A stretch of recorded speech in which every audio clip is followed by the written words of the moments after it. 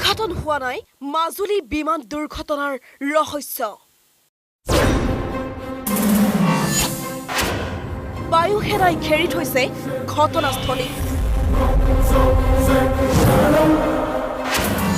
প্ৰৱেশৰ অনুমতি দিয়া নাই সাংবাদিককো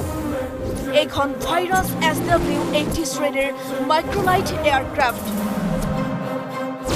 এনে এখন বিমানতে বৃহস্পতিবাৰে পুৱা এক নিয়মীয়া অনুশীলনৰ বাবে উৰা মাৰিছিল উইং কমাণ্ডাৰ দুষ্মন্ত ভট্ট আৰু সহ পাইলট জয়পাল জেপছে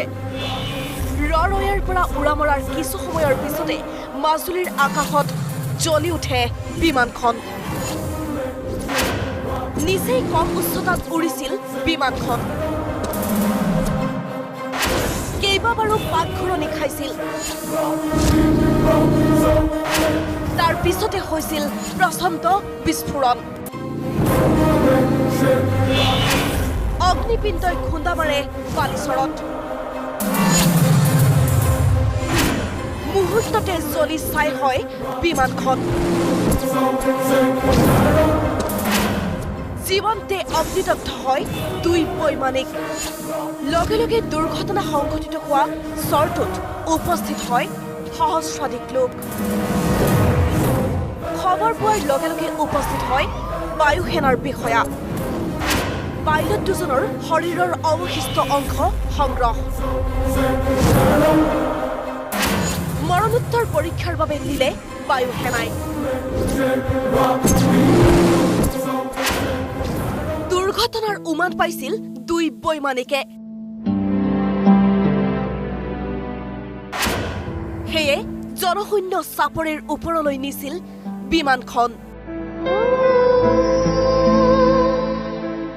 মৃত্যুৰ আগমুহূৰ্ততো নিৰীহৰ প্ৰাণ বচোৱাৰ চেষ্টা দুৰ্ঘটনাৰ পূৰ্বে শেষ ডায়েৰী লিখিছিল দুয়োৱে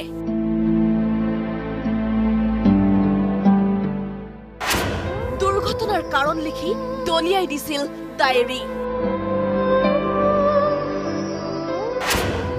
মাজুলীৰ বালিৰ মাজত পৰি ৰৈছে ডায়েৰীখন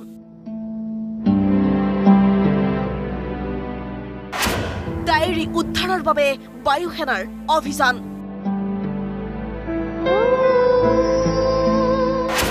কি আছিল ডায়েৰীখনত